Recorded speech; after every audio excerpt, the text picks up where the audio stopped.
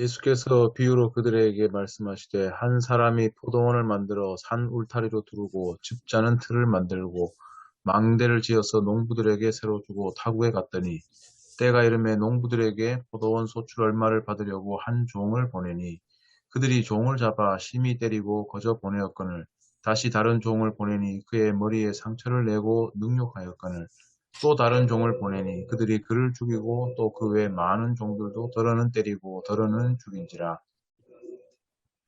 이제 한 사람이 남았으니 곧 그가 사랑하는 아들이라. 최후로 이를 보내며 이르되 내 아들은 존대하리라 하였더니 그 농부들이 서로 말하되 이는 상속자니 자 죽이자. 그러면 그 유산이 우리 것이 되리라 하고 이에 잡아 죽여 포도원 밖에 내던졌느니라.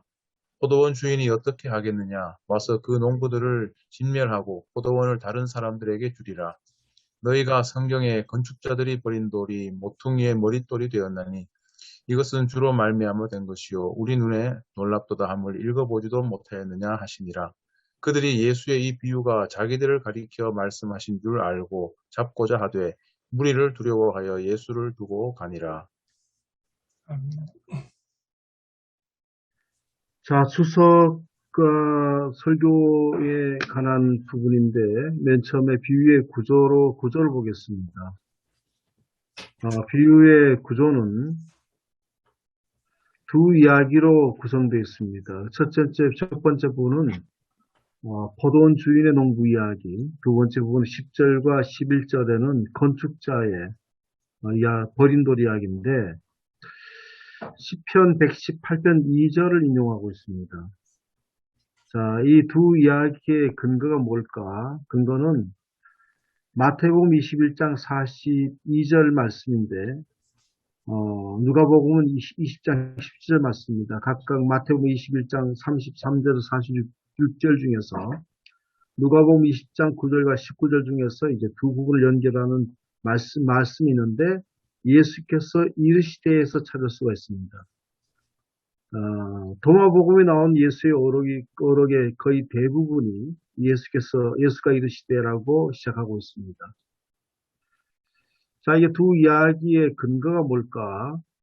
그거는 사도행전 4장 그 10절에서 13절까지에서 사내들인에서 시험받은 베드로의 증언에서 너희 건축자의 버린 돌에 대한 이야기가 나옵니다. 그 두 개의 이야기를 연결해 보면 별개의 구조로 연결된 비유가 마가복음에서 하나의 구조로 연결되어 있습니다. 연계 단초가 뭘까? 건축자란 말에 주목하고 있는데 건축자를 뜻하는 그 단어와 1절에서 망대를 뜻하는 단어가 오이코도 메오라는 동사의 어원에서 나왔다는 것입니다. 그래서 망대 건축자도 포도원의 주인이고 망대를 지을 때 돌을 버린 자도 포도원의 주인입니다. 그래서 악한 자는 포도원 농부가 아니라 포도원 주인이라고 하는 거죠. 그래서 악한 포도원의 주인은 소작료를 높게 책정해서 소작농들을 착취하는 자입니다. 악한 포도원 주인은 이스라엘의 종교 지도자가 됩니다. 그들은 율법 조문을 견고하게 쓰는데 필요하지 않은 것은 쓸모없다고 버리고 방해물은 아예 제거하기도 했습니다. 자, 이제 그러면 마가복음과 도마복음의 그 비교를 해보면 공간복음과 복음서와 도마복음 비유는 별 차이가 없습니다. 미묘한 차이는 이건 이제 주석에서 없는 부분인데 첫 번째 종이 거부당한 것은 주인이 아마도 알아보지 못했구나라고 말했다는 것이 이제 주목해 본다면 주인의 태도가 좀 관대했다는 겁니다. 그 도마복음에서 1절에 생략된 크레스라고 하는 그 중간에 생략된 것을 크레스토스, 즉 그리스도로 읽느냐, 크레스테스, 즉 고리대금업자로 읽느냐에 따라서 전혀 다르게 해석된다는 것입니다. 고리대금업자로 읽게 되면 포도원 주인은 악덕지주가 되고 그 비유는 악덕지주에 대한 소작 농민들의 농민들의 생존권 투쟁 이야기가 된다고 하는 것입니다. 자, 도마복음 65장은 63장과 64장 한으로 묶는 장이라고 했습니다. 그래서 63장에는 많은 재물을 가진 부자의 비유가 나오고 64장에는 예수님의 비유에서 어떤 주인이 잔치에 초대한 사람들에 대해 설명하고 있는데 받을 돈이 있는 어떤 상인, 한 고을을 산 사람, 한 농장을 사서 세를 받으러 간 사람 비유가 나옵니다.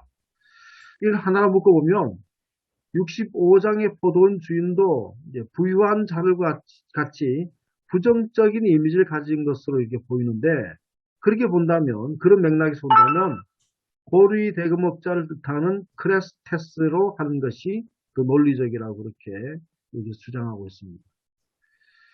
자, 그러면 이제 그 주석에 따라서 도마복음서의 시각으로 다시 읽어보면, 도마복음은 이 비유를 포도 농부에 관한 비유가 아니고 포도 주인에 관한 비유로 읽을 수 있다는 것입니다. 이제 그런 시각을 읽는다면 이 비유는 지주의 아주 무자비한 착취와 이를 통해 발생하는 소작 농민들이 피비린한 저항과 투쟁을 경고한 비유라고 볼 수 있다는 거죠. 이렇게 본다면 예수님의 선포 사역과 사역의 전체 의미가 맥을 같이 한다고 그렇게 말하고 있습니다. 자, 이것을 그리스도론적인 해석과 전통적인 알레고리적인 해석이 있는데, 이제 도마복음으로 이제 읽었습니다. 지금까지는 새롭게 읽었는데, 도마복음으로 읽는 것은 그리스도의 전통에서 굉장히 생소한 일이라는 거죠. 전통적으로는 이제 포도농부는 예수를 죽이는 악한 자를 읽어왔기 때문이었습니다. 그래서 사도시대의 사람들의 시각, 즉 그리스도론적 시각으로선 읽어보겠습니다. 포도원 주인이 탁오로 간 것은 갈릴리 지역의 농토들이 대부분 대주주들이 소유하고 있고 대부분 그들은 부재주의였습니다. 그래서 예수님의 비유는 비유대인인 부재지주와 유대인 현지 소작농 사이에서 간 현실적인 투쟁이 될 수도 있고 저항이 될 수도 있고 또 현실에 있는 어떤 그 관계일 수도 있다. 이것을 반응하고 있다는 것입니다. 지주는 언젠간 돌아옵니다. 자기 땅은 돌아오는데 이는 사도들에게는 예수님의 부활을 수혜가 승천을 목격한 제자들은 예수님이 떠난다고 하는 것은 지주가 다시 돌아오는 것처럼 다시 오심으로 해석할 예정이 있다고 했습니다. 자, 전통적으로 이제 우리는 그 요한복음 15장 1절에서 우리가 전통적으로 우리가 그런 어떤 인식이기 때문에 예수님은 포도나무, 하나님을 포도 농부로 보고 있다는 겁니다. 그래서 포도 농부는 게오르고스라고 하는 단어인데 이 단어는 본문의 악한 포도 농부와 같은 단어로 쓰이고 있습니다. 서신서인 디모데후서나 야고보서에서는 농부가 악한 농부가 아니라 게오르고스는 수고하는 농부, 참고 소출을 기다리는 모범적인 농부로 소개되고 있습니다. 그렇지만 사도 때부터 포도 농부를 부정적으로 보는 공관복음의 관점을 무시할 수만은 없다는 거죠. 자, 이제 보냄을 받았다고 하는 어떤 의미, 이 의미는 사도시의 중요한 선교적 용어였다고 합니다. 예수님도 제자들을 부르시고 세우시고 보내신 사역을 하셨습니다. 구약의 기본적인 배경을 가진 유대인들로서는 종의 보냄은 예언자의 파송으로 이제 그들은 인식하고 있었습니다. 그 제자들은 소장로를 받도록 보내받은 종을 예언자적인 전통에서 내려오는 보냄받은 종으로 해석할 여지도 있다는 것입니다. 자, 그 다음에 포도 농부들은 보냄받은 종을 심하게 때렸습니다. 그럼 포도 농부들이 보냄받은 종에게 한 것이 뭘까? 때리다고 한 그 용어는 예수님의 순환 사건에 등장한 대표적 용어 중에 하나라고 했습니다. 그래서 사도들의 선교적인 삶, 세 번째는 신자로서 살아간 삶에서 보냄을 받은 자들의 매맞으면 특별한 것이 아니었다는 것입니다. 오히려 기쁘게 받아들여야 하는 것이었습니다.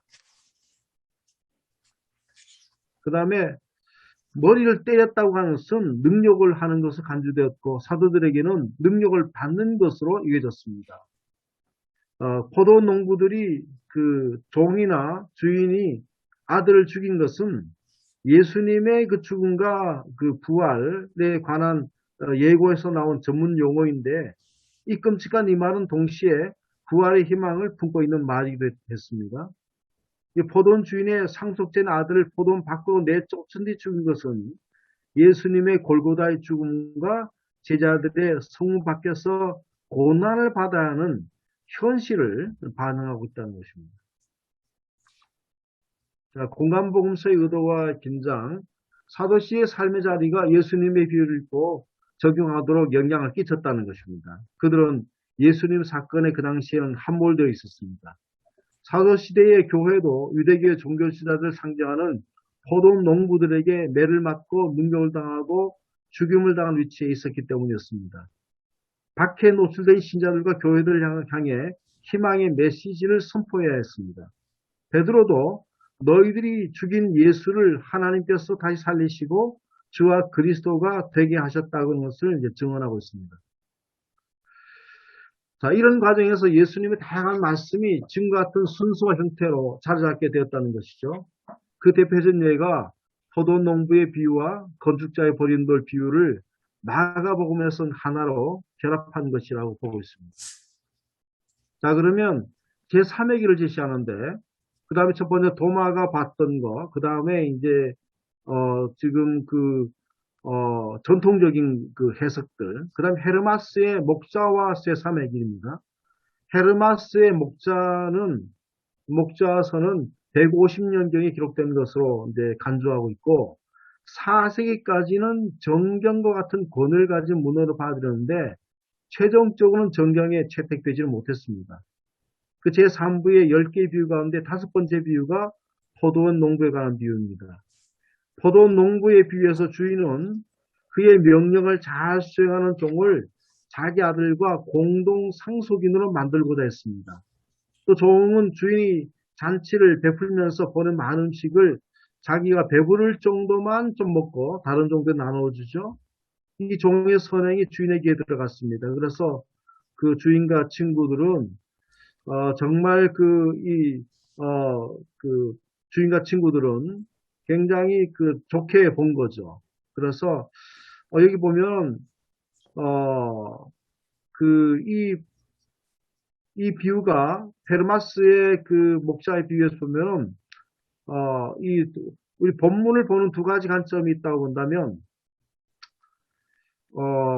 그 헤르마스 목자의 비유에서 주인은 선한 포도원의 주인으로 종은 열심히 일하며 선한 심성의 소유자는 포도농부 나옵니다. 이 본문을 보는 두 가지 관점이 있는데 첫째는 그 포도원 주인을 악한 농부로 우리 본문을 보는 것, 관점을 보는 것과 이것은 전통적 그리스도적이며 알레고리적인 관점을 잃는 것이고 둘째는 악한 포도원 주인으로 보는 관점인데 이는 사회 경제적인 배경과 사회과학적인 관점에서 읽는 것이죠.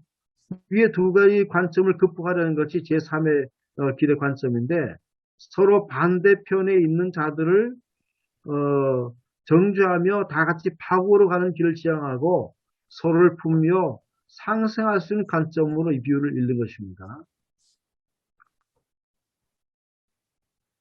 자, 이 비유 설교의 세 가지 방향을 제시하고 있는데 이 비유는 우리에게는 굉장히 이제 생소한데 세 가지 비유 첫 번째는 우리에게 너무나 익숙한 그리스도론적인 알레고리적인 의미로 해석하고 설교하는 것이고 두 번째는 도마복음처럼 악한 포도원의 주인의 비유의 관점에서 해석하고 설교하는 것입니다. 세 번째 관점은 헤르마스의 목자처럼 제3의 길을 제시하고 설교하는 것인데 마지막으로 결론 부분으로 주석자의 바람은 다양한 성경을 통해서 신앙의 집행이 넓어지기를 바란다.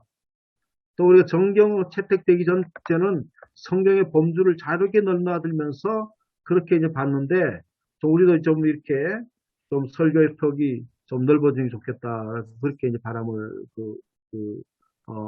바람으로 결론을 맺었습니다.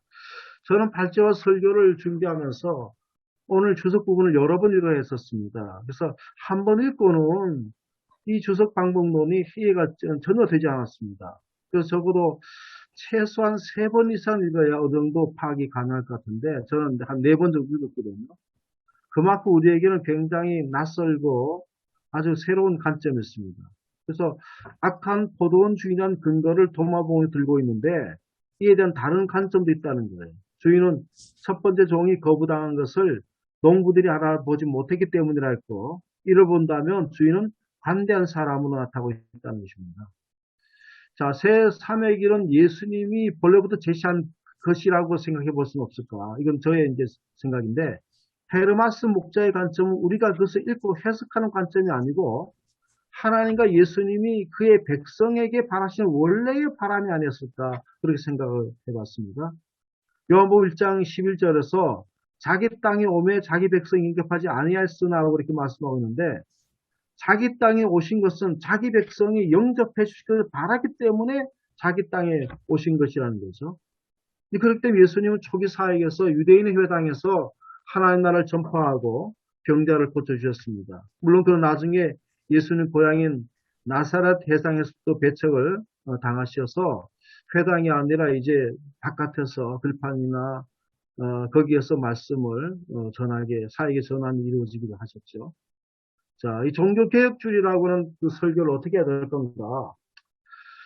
자, 오늘 예수님의 관점과 주석에서 제시한 제3의 길의 관점에서 본다면 종교개혁주의 설교를 어떻게 해야 될 건가? 이런 고민이 생겼습니다. 또 이번 주가 하나님의 나라가 계속 이어지는 것이 아니고 다음에 하나님 나라가 이루어지더라고요. 그래서 우리는 종교주의의 늘 전통적 시각으로 로마 카톨릭은 악하고 부패하고 타락했고 개혁교회는 선화해서 말씀으로 돌아 새롭게 됐다는 것을 굉장히 강조하고 있습니다. 그 새롭게 된다고 강조하는 건 굉장히 좋은 건데 심지어 이게 좀 이렇게 도가 지나쳐서 가톨릭을 이단시하는 일도 적지 않고요. 조직적으로 이단으로 몰아가서 그리스도를 이제 분열시키는 어떤 일들이 실제는 우리 사회나 이 교계에도 일어나고 있다는 거죠. 이 가까운 제 개인적인 체험은 가까운 일본 교회에서는 가톨릭과 개혁교회에서 협력을 잘 하고 있었습니다. 한국 기독교 교회협의회가 이제 협의회와 NCCK가 하고 일본 기독교 교회협의회 NCCJ가 언제나 2년인가 뭐 3년마다 이렇게 같이 이제 서로가 같이 세미나도 하고 합니다. 그런데 거기도 한번 이제 제가 두 번에 참석했는거예요.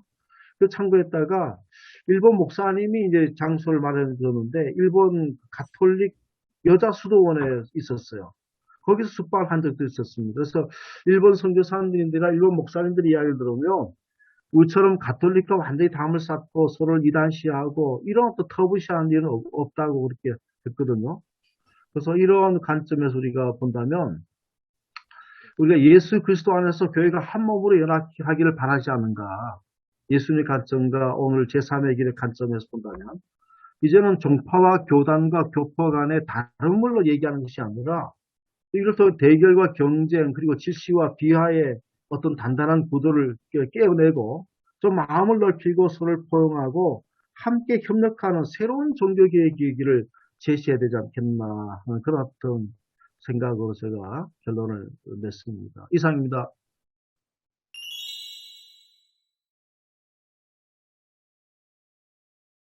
천 목사님 너무 수고하셨습니다. 사실은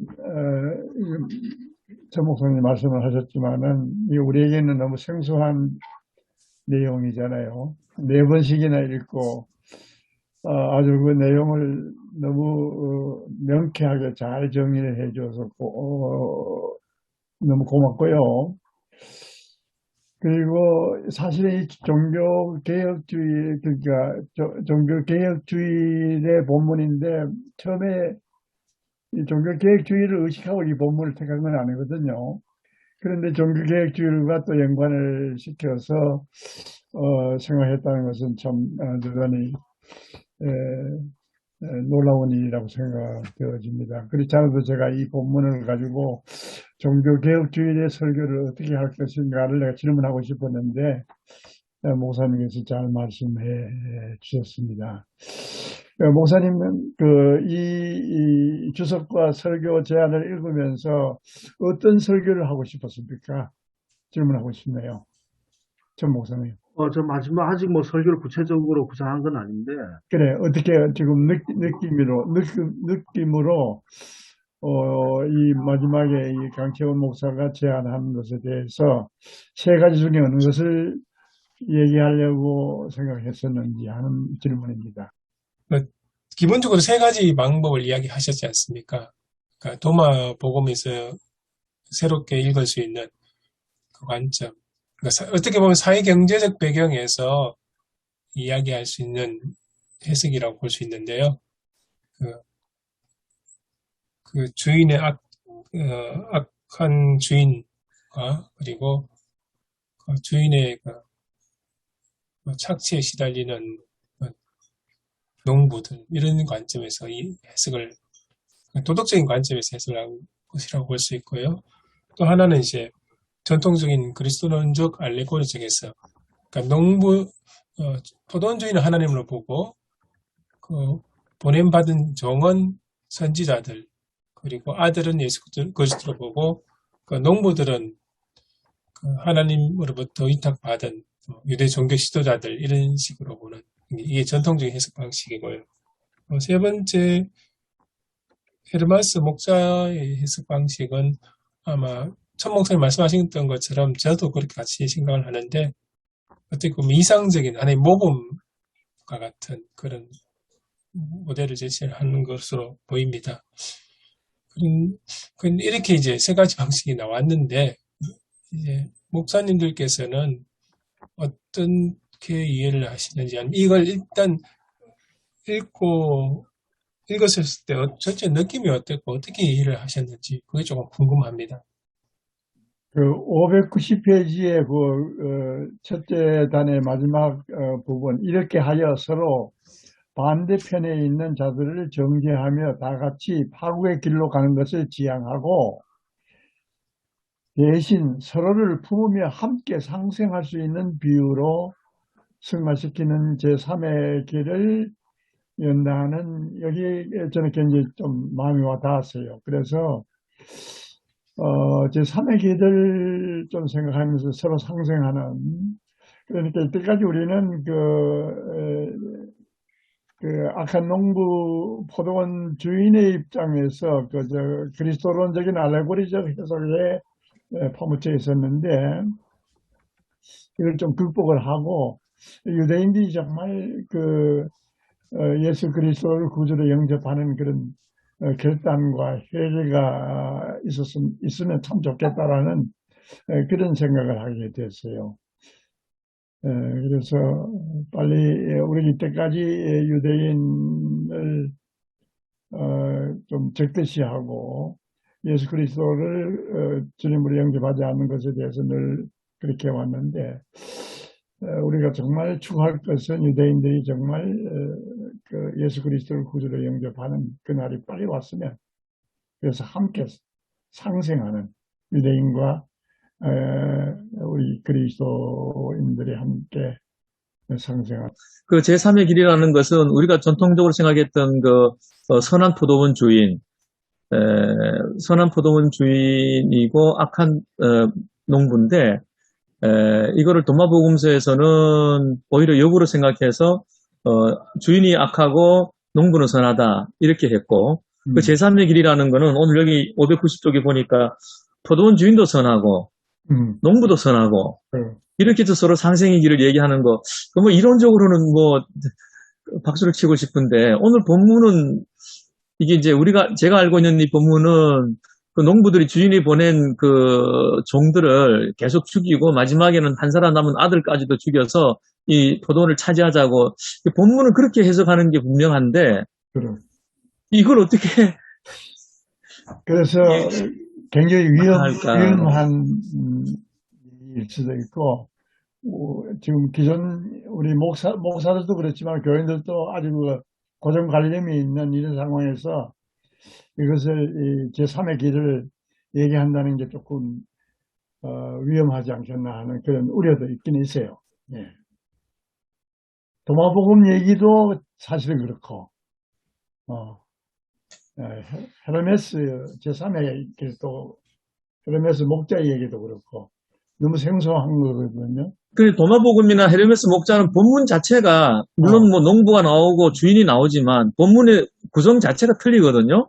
그렇지. 근데 이 본문, 오늘 이 마가복음의 본문은 분명히 그 주인은 계속해서 몇 번이나 기회를 주면서 보내고, 그 종들은 그 악이 점점 더 상승해서 결국은 그 아들까지 죽여버리고 그 농장을 다 차지하고야만은, 이게 오늘 본문인데, 그 제3의 길이 좋다는 건 뭐 다 우리가 인정은 하는데, 저도 동의는 하는데, 이 본문을 가지고 제3의 길로 이렇게 어떻게 풀 수 있을까? 이게 지금 일단 우리 저는 설교자들은 그래서 저는 이렇게 생각합니다. 그래서 도마복음도 이런 것이 있고 헤르메스 목자 얘기도 이런 것이 있습니다라고만 그저 깊이 들어가지는 않고 그저 소개 정도로 하는 게 어떻겠는가, 아니면은 아예 막 언급을 하지 않거나 좀 지혜롭게 처신해야 될 것 같네요.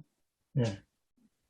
저는 저도 그것을 뭐 도마복음이나 헤르메스 목자나 이걸 또 설교 때에 언급하기는 좀 그렇고요. 그거는 좀 조심스럽기도 하도 교인들이 잘 알지 못하거든요. 외경이 모르죠. 알지 못하기 때문에 얘기하는 그렇고, 예수님이 말씀했던 그걸 보는 것이 아니고, 예수님께서 이 말씀을 하셨을 때 현실은 지금 현재의 그런 상황인데, 예수님 원래 갖고 있던 그 마음, 아버지의 마음이 하나님의 마음이잖아요. 예수님 마음을 그들을 적대하셨다면 십자가 상황에서 마지막 숨을 거두실 때 그를 용서해달라고 그렇게 하지 않으셨거든. 예수님이 갖고 있었던 마음은 변하지 없거든. 상황이 어떻게 바뀌어도 또 그 상대편이 어떤 사람이 있었어도 예수님이 갖고 있던 원래 아버지의 마음은, 원래 하나님의 마음은 그때나 지금이나 변함이 없으시다. 그런 그 마음으로 좀 본문을 본다면 충분히 가능하지 않겠나 싶습니다. 본문만 자체만 보지 말고 본문을 말씀하셨던 예수님의 원래의 그 의도, 예수님이 그런 파국을 원하셨겠나 말이에요. 예수님이 자기 동족으로 오셨던 유대인들에게 실제 이런 가지 파국을 원하셨는가, 현실은 그렇게 될 줄 아시면서도 예수님은 그런 파국을 원하신 건 아니라는 거죠. 다른 게 아니고 종교개혁이 뭔가 다르다, 새롭다라고 하는 강조를 하면서 어떤 일이 벌어졌냐면, 우리 교회는 다른 교회와 다르다, 나는 다른 목사하고 다르다, 다르다라고 하는 것들이 자꾸 강조되면서 자기만의 교회, 자기만의 어떤 목회, 이런 것들로 좀 너무나도 나는 다른 사람보다 다르게 설교한다, 다르게 본다, 이런 걸 너무 그게 아니고, 저는 이제 생각하면서 다른 게 아니라 같다라고 하는 거, 라고 하는 시각으로 바뀌어야지 않겠나. 저 농촌에 있으면서 농촌 목사가 다른 목사는 더 좀 그런 어떤 의식들이 있거든요, 조금. 그런데 그게 아니라 도시나 농촌이나 아니면 다른 목사는 내 목사나 같은 사역을 하는 것이고, 같다고 하는 것을 좀 이렇게 방향을 좀 바꿔야 되지 않겠나. 우리 시각에는 그래야 좀 교인들의 특별한 것 같고, 내가 좀 다른 사람 특별하게 보이는 것 같고, 특별하게 목회하는 것 같고, 그런 사람들은 몰리는 것 같고, 이런 어떤 시각도 여전히 우리를 지배하고 있다는 거죠. 예, 그렇습니다. 예.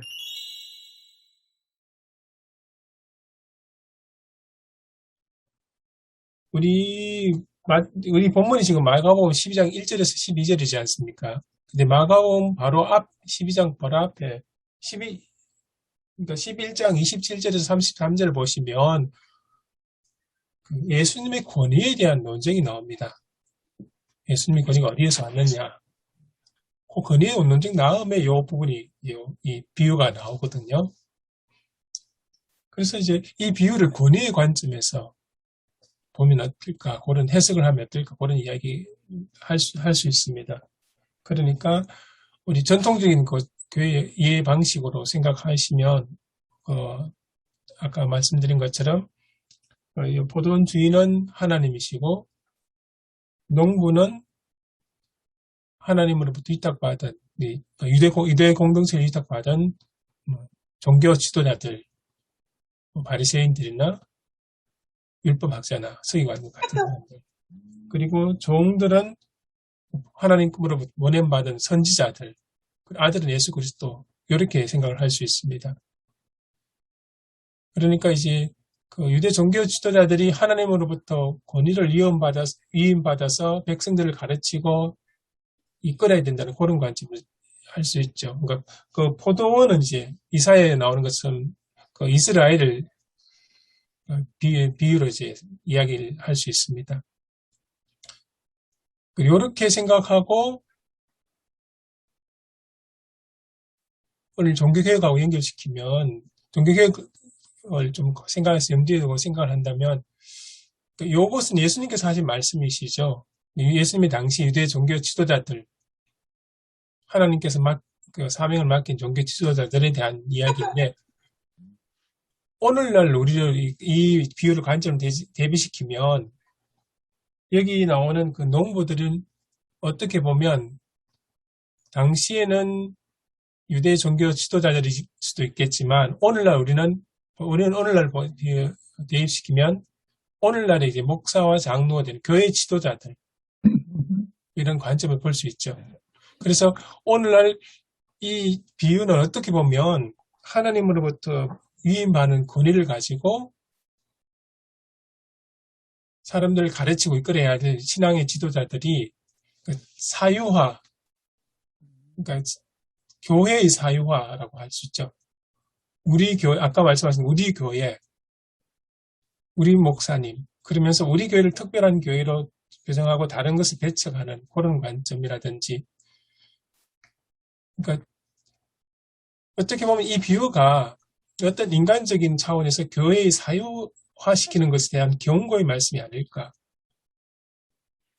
아들을 배척시키고 하는 그런 장면에서 그런 관점으로 이해를 하고 해석할 수 있지 않을까. 그런 최 생각이 박사님이 아주 중요한 것을 얘기하고 있는 것 같은데요. 종교개혁주의 내지 교회갱신주의를 접목을 시키면은 그 앞에 11장에 그 성전 숙청 얘기가 나오고, 저주받은 무화과나무, 열매 없는 무화과나무 얘기가 나오거든요.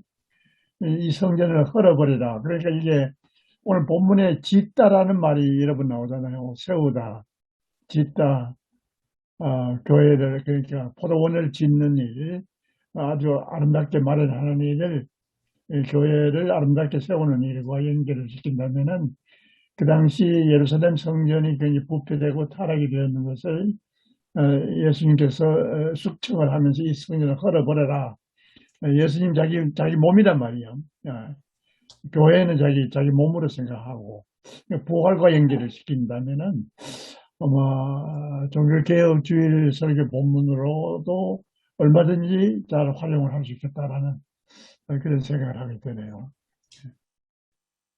예, 그래서 아까 조금 덧붙이자면 오늘 본문 그 7절에 보면 농부들이 서로 말하되 이는 상속자니 자 죽이자 그러면 그 유산이 우리의 것이 되리라 하고 그 유산이 우리의 것이 되리라 하고 요 부분을 살피냐 오늘날 교회의 세습 문제도 결국은 예수 그리스도가 주인이 되는 교회가 아니라 우리의 교회를 만들고 그리고 우리가 세습을 그러니까 우리가 이제 소유하는 그런 관점을 생각한다면 조금 종교개혁주의 의미하고 맞지 않을까. 교회갱신 우리가 우리 교회를 사유한 그러니까 목회자나 그러니까 교회 지도 장로들이나 특정한 사람들이 자기 교회를 사유화한 그런 관점이 해석을 해볼 수 있지 않을까 그런 생각이 들었습니다.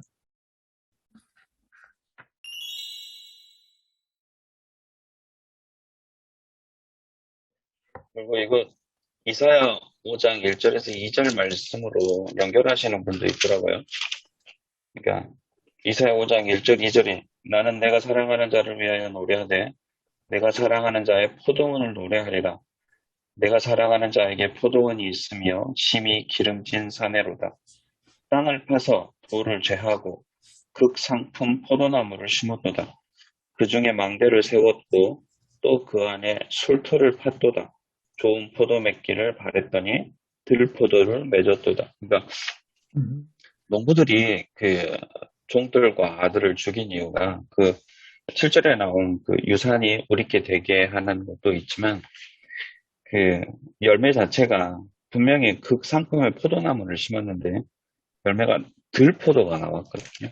그래서 그러니까 주인이 원했던 열매가 나오지 않는 걸 숨기기 위해서라고도 하신 분이 있어서 이렇게 해석은 오늘 독일어 성경도 해석을 이사야 5장 1절에서 2절의 해설을 참조하라고 이야기가 돼 있거든요.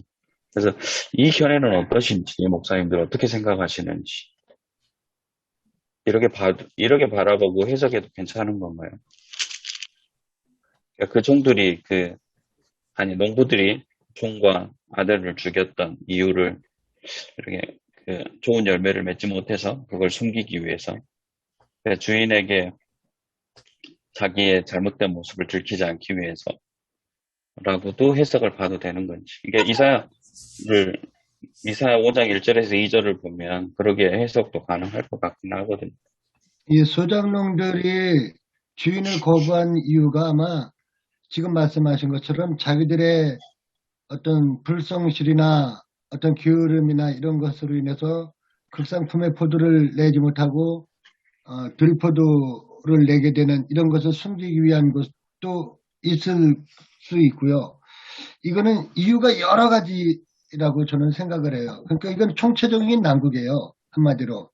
그런 자기들의 비리나 이런 걸 숨기기 위한 것, 또 그 모든 걸 주인을 배제하고 자기들이 독차지하려고 하는, 사유하려고 하는 의도, 뭐 여러 가지 이런 악한 의도가 한두 가지 이유가 아닐 거예요.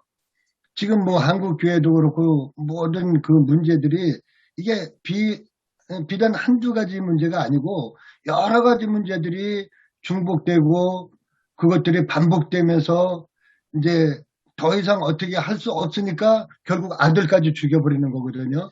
이 문제를 봉합할 수가 없는 거예요. 생각에는 조금 다르게 생각됩니다. 그 이사야 5장의 말씀은 이제 그 하나님께서 이스라엘을 포도원에 비유해서 하신 것이 않습니까? 그런 면에서 이 본문하고는 연결되는 것 같습니다. 본문에서도 이제 포도원을 결국 이스라엘로 비유를 할 수 있지 않습니까? 근데 이사야 5장에서의 문제는 이제 이스라엘이 열매를 맺지 못하는, 그러니까 제대로 된 열매를 맺지 못하는 문제가 이제 핵심이라면 오늘 본문의 말씀은 포도원의 열매보다는 포도원을 관리하는 농부의 문제라고 생각됩니다. 그리고 이건 순전히 제 생각인데 만약에 이제 농부가 그 유산을 이 포도원을 탐낸다는 것 자체가 포도가 충실하게 맺히지 못해서라기보다는 오히려 포도원이 이제 더 좋으니까 탐내는 게 아닐까. 그렇게 생각한다면 그 이사야의 그 비유하고 여기 비유는 조금 다른 관점으로 좀 다르게 봐야 되지 않을까 그런 생각이 듭니다. 네, 이렇게 그렇게 해석해 놓으신 분이 있어서 이것도 어떻게 해야 되나 생각했고 저는 오늘 본문 계속 보면서 잡고 때리고 머리에 상처 나고 능욕하고 죽이고 저는 예수님 십자가밖에 생각이 안 나거든요. 그러니까 이 본문하고 예수님의 처형하고를 연결해서 일단 마지막에 건축자의 버린 돌이 모퉁이의 머릿돌이 되었느니라고 결론 이루게 되니까 저는 예수님의 십자가 사건과 어떻게 연결을 할까? 그러니까 저는 그쪽으로 해야 되지 않을까라는 생각. 이 마가가 이 본문을 이제 마가 공동체에 대해서 했다는 것에는 아마 아까 이사모 목사 말씀하셨던 것처럼 여기 나오는 때리고 뭐 능욕하고 하는 죽이고 하는 그게 예수님의 그 십자가의 사건과 순교, 죽음 1차적으로는 거기에 오버랩되고 또 한편으로는 제 생각에는 그 당시 마가 공동체나 그 당시 그리스도인들의 자신의 현재 서지와 상황도 오버랩될 것 같습니다. 유대 종교 지도자들로부터의 박해와 고난과 때론 죽음, 선교 상황 속에서 온갖 박해와 어려움들, 그게 이렇게 서로 맞물려서 이렇게 다가오지 않았을까? 이거를 읽은 그리스도인들이라면 그런 생각이 들었습니다.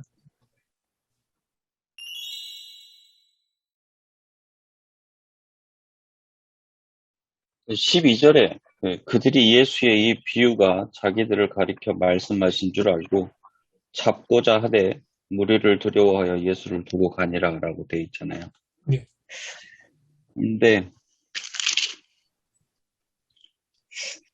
이걸 보통 이제 1절에서 11절까지 얘기를 하는데 12절을 이들을 그러니까 분명히 이 말씀을 가지고 우리가 뭔가를 전해야 되잖아요. 그리고 이 12절에 마무리가 될 텐데 이들의 모습에서 어떤 메시지로 받아들여야 될까? 이들이 지금 하는 행동이 분명히 자기인지 알았잖아요. 찔렸잖아요. 네. 근데 예수님 잡고 싶어요. 근데 그 무리가 있어서 잡지 못하는 모습인데 저도 그 분명히 무리가 요즘 뭐 대선에서도 보면은 그 표심 군중들의 군중 어떤 그 힘 때문에 뭐 그런 일들이 많이 있는데 사실 이 무리들이 예수 그리스도를 따르는 우리 교회 성도들이라고 생각을 만약에 한다면 잘못된 어떤 교권주의나 잘못된 어떤 그런 파행으로 치닫는 이런 어떤 행위들이 교회를 이렇게 진짜 자기들 사유하지 못하도록 뭐 감시하거나 아니면 예수 그리스도를 지켜내는 그 힘은 무리들에게 있다. 성도들에게 있다.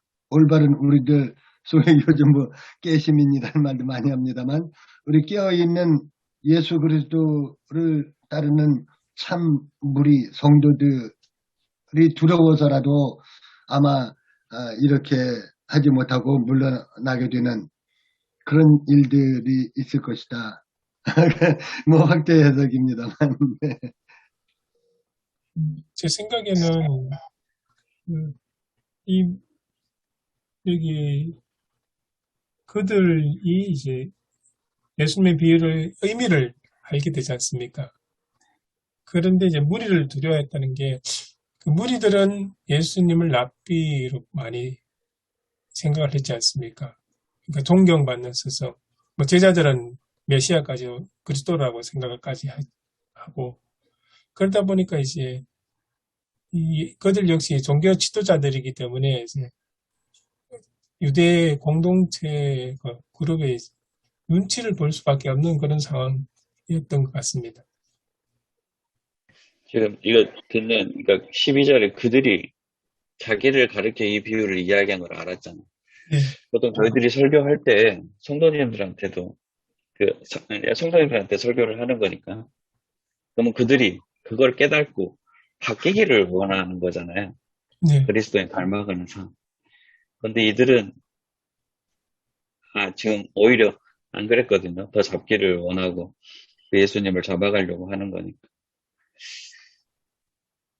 예수님께서는 그걸 원하셨겠죠. 그러니까 하나님께서는 자신들의 잘못을 깨닫고 이렇게 돌이키기를 원하셨겠지만 이미 이 사람들에게는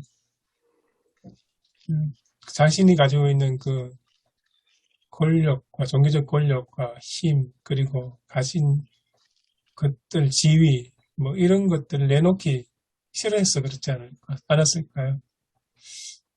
그게 이제 그거하고 좀 관련된 부분이 조금 그 예수님께서 그 말씀하신 비유 마지막 부분에 구절에 보면 끝부분에 이제 그 농부들을 진멸하고 포도를 다른 사람에게 주리라는 말씀이 나오잖아요.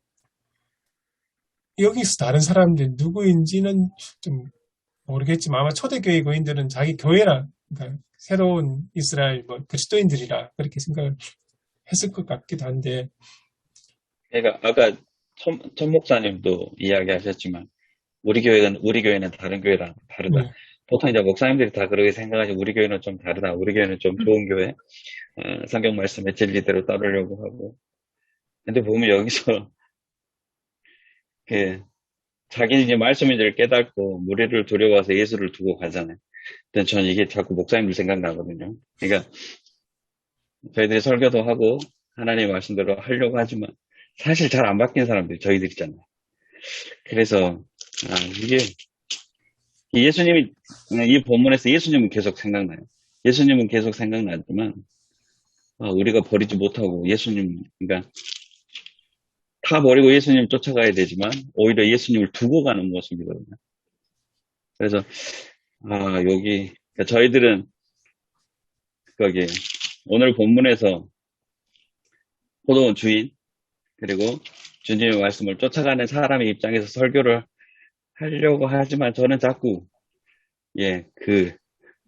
여기에서 12절에서 그들이, 나의 모습이 아닌가라는 생각을 자꾸 하게 되네요. 그래서 이제 조금 아까 말씀드렸던 다른 사람에게 주의하면 이 말이 어떻게 보면은 저희 같은 목회자들에 대한 경고이기도 할 것 같아요. 그러니까 어떤 종교 지도자들도 하나님 주신 그 은혜는 절대적이지 않다. 언제든지 하나님 뜻에 어긋나면 하나님께서 바꾸신다. 그런 좀 두려운 그런 경고 같은 느낌도 들고요.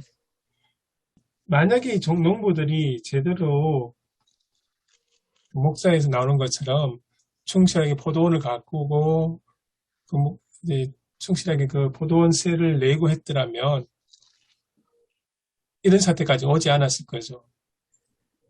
좀 목회자나 이렇게 종교 지도자들 우리 입장에서 볼 때 충실한 목회자가 하나님의 말씀을 가르치고 하나님이 주신 권위를 자신을 위해서 아니라 성도들을 위해 사용하고 섬기는 자로 있을 때는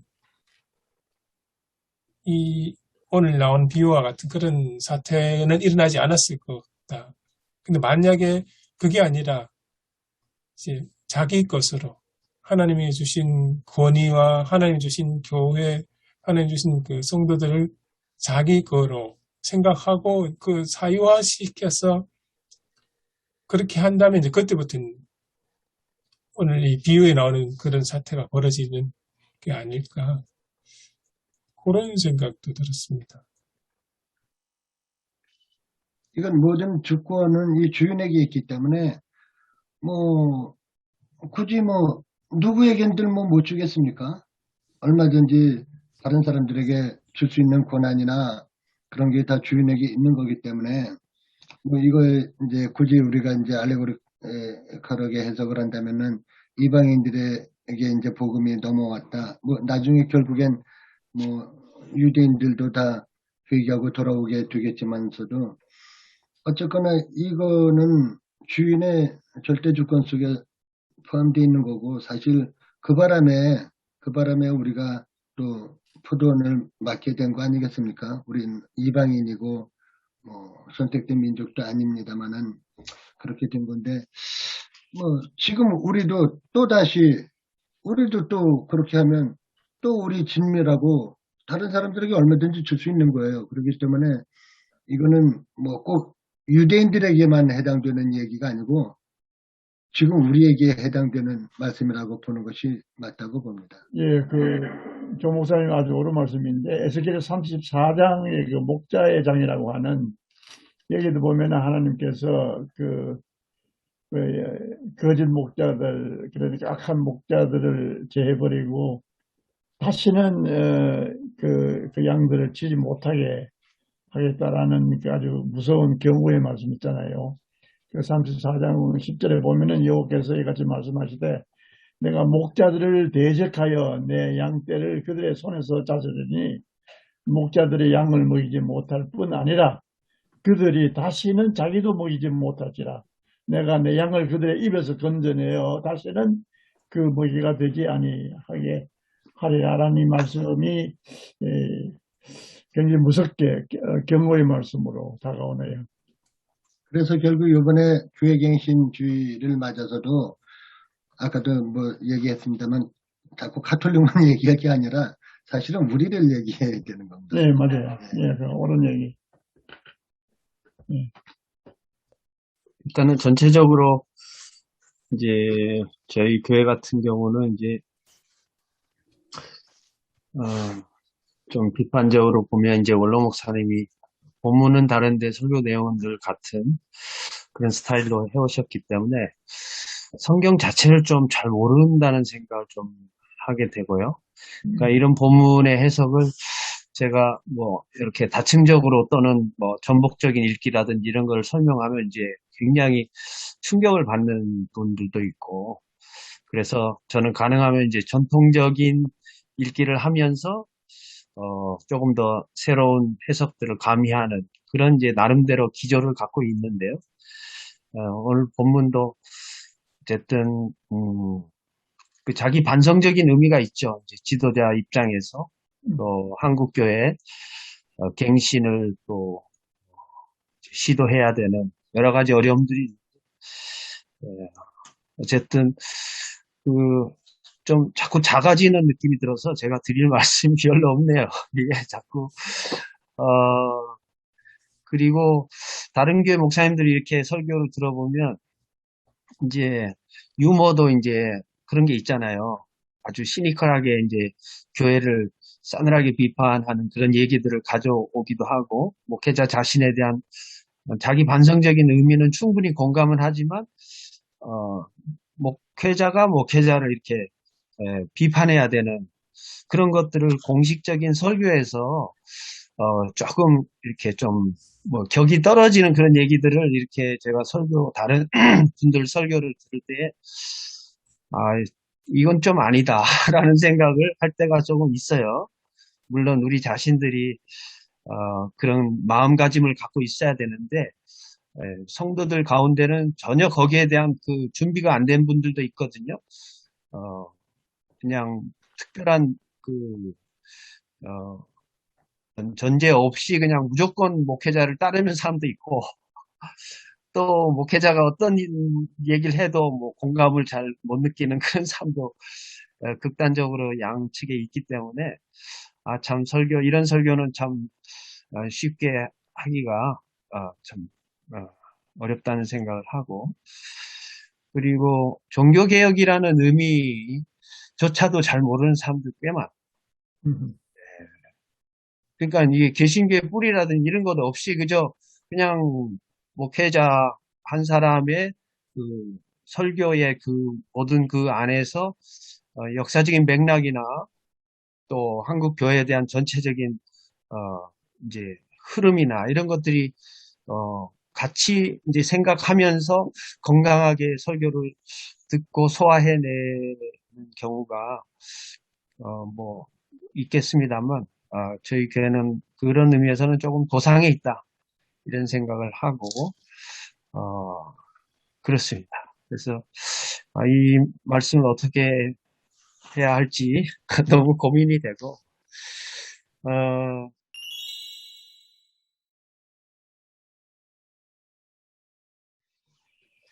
저는 지금 그 마지막 단어 두고가니라를 좀 생각하고 있습니다. 그래서 이제 성도들한테 하는 건 아니고 저한테 설교를 좀 준비해 봐야겠다. 그러니까 나는 과연 종의 모습으로 있는지 주인의 모습으로 있는지, 그리고 내가 주님의 말씀은 이제 저희도 계속 공부하고 말씀 묵상하니까요. 과연 깨달았으면 내가 바꿔서 살고 있는지 아니면 그대로 두고 있는지, 그리고 나는 정말 예수님을 거기 죽이거나 두고 가는 삶을 사는지, 아니면 앞에 존대라는 표현이 나오잖아요. 정말 하나님의 아들처럼 내가 존대의 삶을 살고 있는지. 이게 전혀 어제 공부할 때까지는 전혀 이런 생각 안 했거든요. 근데 이번 주는 이렇게 좀 묵상하면서 준비해봐야겠다는 생각.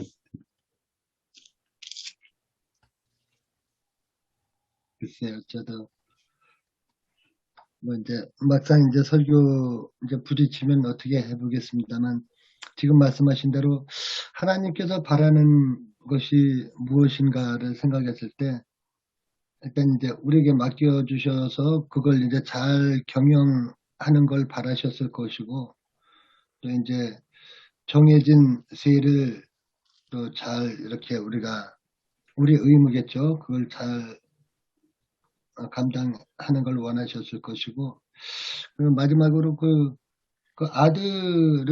아들만큼은 존대해 주기를 원하는 그런 바람이 있을 거라는 생각이 들었어요. 그래서 우리 교회 모습이 뭐 큰 거 말고 그냥 맡겨진 것을 이게 내 교회가 아니고 정말 하나님께서 우리에게 주인이 세를 주고 떠나신 세도 우리에게 주신 거라는 걸 자각하는 우리 존재의 실존을 먼저 잘 깨닫는 것이 제일 중요하고 그 다음에 우리의 의무 뭐 세를 드린다거나 농사를 진짜 뭐 그 포도를 열매를 맺히게 한다던가 이런 우리의 의무 같은 거 그 성실하게 잘 감당하는 사람들이 되어야 되겠고 마지막 세 번째가 이제 주인을 존대하는 그 아들을 존대하는 그런 하나님의 마음들이 그렇게 숨어 있다라는 걸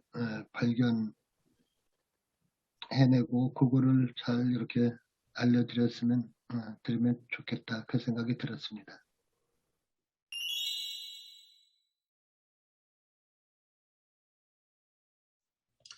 사랑이 많으신 하나님 아버지, 저희들에게 말씀을 읽고 공부하며 전할 수 있는 귀한 사명 주셔서 감사합니다. 여러 가지 바쁜 목회 속에서도 주께서 맡긴 이 귀한 사명 잘 감당할 수 있기를 원합니다. 주님, 또 한 주 동안 말씀을 생각하고 준비할 때 성령께서 저희들 함께 하시고 이끌어 주옵소서. 또 한 주 동안 목회하시는 우리 목사님들 각자의 삶의 자리를 지켜주시고 하나님의 은혜가 풍성케 허락해 주옵소서. 예수님의 이름으로 기도합니다. 아멘. 예, 감사합니다. 네, 감사합니다. 수고하셨습니다. 수고하셨습니다.